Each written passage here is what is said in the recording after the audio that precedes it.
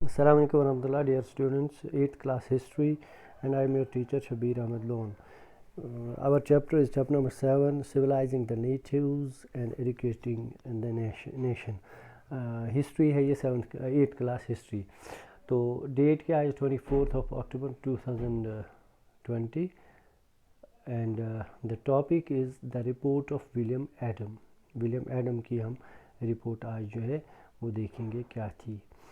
तो first of all we should first of all see what happen to the local school. जो इन्होंने अब जबकि ये हम समझ चुके हैं कि ब्रिटिश जो है ईस्ट इंडिया कंपनी वाले यहाँ पे अपनी जो है वेस्टर्न एजुकेशन यहाँ पे चलाना चाहते थे. अब उसमें देखते हैं कि what happen to the local schools. Local schools में क्या हुआ ये हम इसमें देखेंगे. Do you have any idea of how children were taught in pre British times. अब देखते हैं सबसे पहले कि प्री ब्रिटिश टाइम्स यानी ब्रिटिश टाइम्स से पहले जब ब्रिटिशर्स ने अपनी यहाँ English type of education implement की, यानी यहाँ पे यूरोपियन सिस्टम ऑफ एजुकेशन उन्होंने यहाँ पे शुरू की, तो उससे पहले जो टाइम था जिसको हम प्री ब्रिटिश टाइम्स कहते हैं, उससे पहले देखते हैं यहाँ के इंडियंस जो हैं कैसे बच्चों को पढ़ाते थे. Have you ever wondered whether they went to schools. क्या आपने कभी ये सोचा है कि वो स्कूल जाते थे या घरों में पढ़ाते थे. And if there were schools what happen to these schools under the British rule. आपने शायद पहले सुना होगा यहाँ पे भी कश्मीर में भी लोकल्स से आपने जो एल्डर्स से ग्रैंड पेरेंट्स से आपने सुना होगा कि पहले जो है कोई जो पढ़ाने वाला होता था कहीं किसी के घर में पढ़ाता था या कहीं मदरसा होता था, मकतब होता था. ऐसे नहीं कि पहले स्कूल्स पहले थे ही नहीं, तो जनरल जो है इसी तरह नॉन फॉर्मल स्कूलिंग जिसको नॉन फॉर्मल एजुकेशन जिसको कहते हैं वो पढ़ाते थे. इसी तरह जो है ईस्ट इंडिया कंपनी से पहले भी यहाँ वैसे ही टाइप के स्कूल्स थे. अब देखते हैं ब्रिटिश रूल के दौरान उन स्कूल्स के साथ फिर क्या हुआ. तो सबसे पहले देखते हैं the report of William Adam. William Adam की रिपोर्ट देखते हैं क्या थी. In the 1830s William Adam a Scottish missionary toward the districts of Bengal and Bihar. 1830 के आसपास जो है विलियम एडम एक स्कॉटलैंड के एक मिशनरी थे, एक स्कॉटिश मिशनरी यानी उसका जो है मिशन क्या होता था, क्रिश्चियनिटी को जो है क्रिश्चियन रिलीजन को, क्रिश्चियन जो यहाँ पर रिलीजन है उसको स्प्रेड करने का उनका मिशन होता था. उसने बंगाल और बिहार के जो डिस्ट्रिक्ट्स हैं उनको टूर किया, उनकी सैर की, उनकी तफरीह की. He had been asked by the company to report on the progress of education in vernacular schools. तो उससे कहा गया था कि वर्नैक्युलर्स जो है लोकल स्कूल्स यहाँ पे जो हैं, उस विलियम एडम से कहा गया था कि आप ईस्ट इंडिया कंपनी वालों ने उसको एक असाइनमेंट दिया था, एक प्रोजेक्ट दिया था कि आप जो लोकल स्कूल्स यहाँ पे हैं उनकी एजुकेशनल प्रोग्रेस जो है वो आप पता करके ले आइए. यानी उसको कहा गया था कि आप रिपोर्ट लिखिए. रिपोर्ट किस पे थी? रिपोर्ट थी progress of education in vernacular school, जो लोकल स्कूल होते हैं उनके ऊपर ये उसको एक रिपोर्ट लिखनी थी. The report Adam produced is interesting. जो रिपोर्ट उसने प्रोड्यूस की वो बड़ी दिलचस्प थी, इंटरेस्टिंग थी. Adam found that there were over 1 lakh pathshalas in Bihar and Bengal. उसने क्या देखा एडम ने कि लगभग 1 लाख से ज़्यादा पाठशालाज यहाँ थे, यानी स्कूल जो थे लोकल स्कूल बिहार और बंगाल में लगभग 1 लाख से ज़्यादा, जिनको पाठशाला कहते थे. हम यहाँ स्कूल कहते हैं, कश्मीरी में इससे पहले चाट हाल कहते थे, कशर पे चाट हाल वनान, उर्दू में मकतब कहते हैं या स्कूल कहते हैं, इंग्लिश में भी स्कूल कहते हैं. ये जो है हिंदी में या संस्कृत में उनको पाठशालाज बोलते थे. 1 लाख से ज़्यादा थे. These were small institutions with more than 20 students each. ये बहुत छोटे छोटे इंस्टीट्यूशंस होते थे जिनमें 20 से ज़्यादा स्टूडेंट्स होते थे, यानी 20 से कम स्टूडेंट किसी में नहीं होते थे. But the total number of children being taught in these pathshalas was considerable, that was over 20 lakh. लेकिन सभी स्कूल्स को मिला के, इन सभी पाठशालाओं को मिला के टोटल जो बच्चे बनते थे, टोटल जो स्टूडेंट्स बनते थे जो 20 लाख से ज़्यादा थे. यानी अगर हम 1 लाख स्टूडेंट, 1 लाख पाठशालाज थे, हर पाठशाला में 20 स्टूडेंट से ज़्यादा नंबर था, तो इस हिसाब से ये हम भी काउंट कर सकते हैं कि 20 लाख से ज़्यादा स्टूडेंट इन 2 जगहों पे अक्सर पढ़ते थे.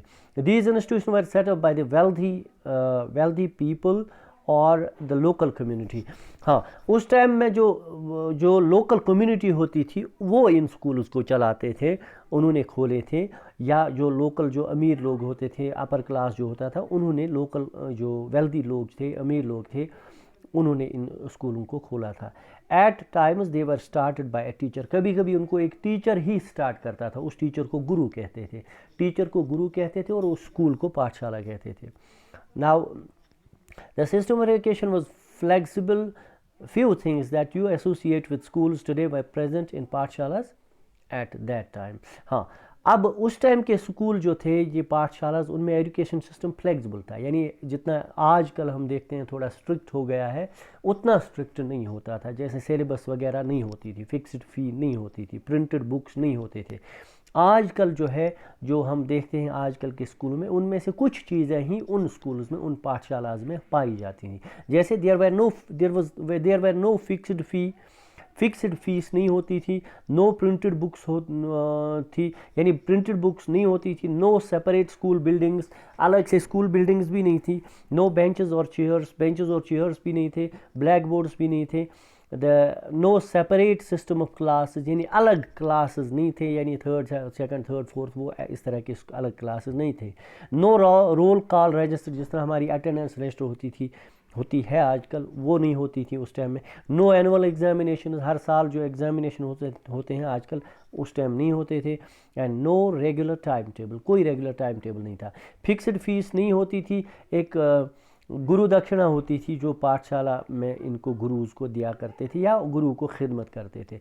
In some places classes were held under a banyan tree, कुछ इलाकों पे में क्लासरूम नहीं थे, बिल्डिंगें नहीं थी, तो बनियान ट्री होता है, उसके नीचे बच्चों को पढ़ाया जाता था।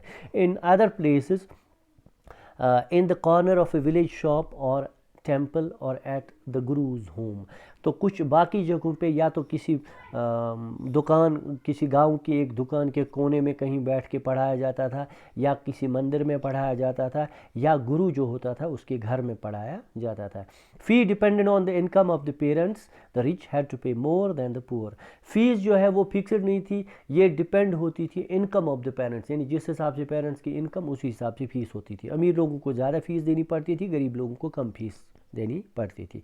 द टीचिंग वॉज ऑरल, यानी ज़बानी टीचिंग होती थी, क्योंकि बुक्स नहीं थे, राइटिंग सिस्टम भी ज़्यादा नहीं था, ज़ुबानी पढ़ाया जाता था। And the Guru decided what to teach, गुरु को ये इख्तियार होता था कि वो क्या पढ़ाए, क्योंकि सिलेबस नहीं था, टीचर को जो मर्जी होती वो पढ़ाता था।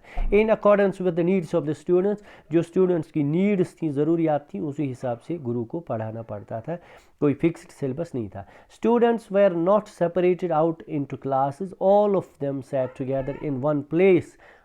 No, students were not separated, no, there was no such place where the classes could have been separated, यानी कोई स्कूल बिल्डिंग नहीं थी, तो students were not separated, students को अलग अलग नहीं रखा जाता था इनटू डिफरेंट क्लासेस में नहीं, all of them set together in one place, सभी बच्चों को एक ही जगह पे बिठाया जाता था, अलग अलग क्लासेस में नहीं बिठाया जाता था। The Guru interacted separately with groups of children with different levels of learning, तो गुरु खुद ही बच्चों को अलग अलग ग्रुप्स बनाता था on the basis of their different levels of learning, यानी जो ज़्यादा समझने वाले बच्चे थे उनको एक ग्रुप बनाते, उनसे कम को दूसरा ग्रुप और सबसे लोअर लेवल को अलग ग्रुप, यानी ग्रुप्स बनाए जाते थे on the basis of their levels of learning, यानी क्लासेस अलग से नहीं थे। Adam discovered this flexible system was suited to local needs, Adam को ये समझ आया कि ये फ्लेक्सिबल क्लास स्कूल सिस्टम जो है ये यहाँ के लोगों के लिए बहुत सूटेबल है। For instance classes were not held during harvest time, उसमें एक चीज़ जैसे मिसाल लीजिए, जो हार्वेस्ट टाइम ये यहाँ पे भी होता है, ये वुचान हरदस मज या थल लागन किस सीजन अक्सर गवर्नमेंट स्कूलन रूल गसान कम, यानी अत दौरान शुर घर बेहान, घर हेल्प करान, बाकी चीज़ करान। इसी तरह वहाँ पे भी देखा जाए तो हार्वेस्ट का जो सीज़न था, जो फसल काटने का सीज़न था, उस दौरान गांव के बच्चे अक्सर काम वाम करते थे, तो उस दौरान जो है क्लासेस नहीं हुआ करते थे, स्कूल्स ऑफ रखे जाते, छुट्टियां रखी जाती थी। The pathshala started once again when the crops had been cut and stored, जब क्रॉप बिल्कुल कट हो जाती, फसल काटते, उनको स्टोर करते, फिर पाठशाला दोबारा स्टार्ट की जाती थी। This meant that even children of pageants families could study. इससे एक चीज़ समझ आती थी, जो किसान लोग हैं उनके बच्चे भी अच्छी तरह से पढ़ पाते थे, कोई रेस्ट्रिक्शन नहीं थी। वो बेचारे गरीब लोग जो हैं, जो काम करते हैं, जिनके पेरेंट्स काम करते हैं, जो बच्चे पेरेंट्स की हेल्प करते हैं खेतों में वगैरह में, वो बच्चे भी अच्छी तरह से पढ़ पाते थे। यहाँ पे एक इमेज है, एक डायग्राम आप देख सकते हैं, फिगर एक देख सकते हैं, विलेज पाठशाला, एक पाठशाला वहाँ की उस टाइम की। This is a painting bye a Dutch painter, एक डच पेंटर जो है उसने ये बनाई थी ये पेंटिंग, फ्रेंकोइस सॉल्वेन उसका नाम था, who came to India in the late 18th century, जो लेट 18th सेंचुरी में यहाँ इंडिया आया था। He try to depict the everything every day life of the people in this painting. अब इस पेंटिंग में डच ये सॉल्वेन ने जो है कोशिश की थी कि अपन यहाँ पे वो डिपिक्ट करे कि उस टाइप के स्कूल जो है कैसे होते थे। ये देखिए पाठशाला है, कहीं पे ओपन में पढ़ाया जा रहा है, कहीं पीपल का पेड़ होगा या कुछ होगा वहाँ पे पढ़ाया जाता था। तो जो है दैट्स ऑल।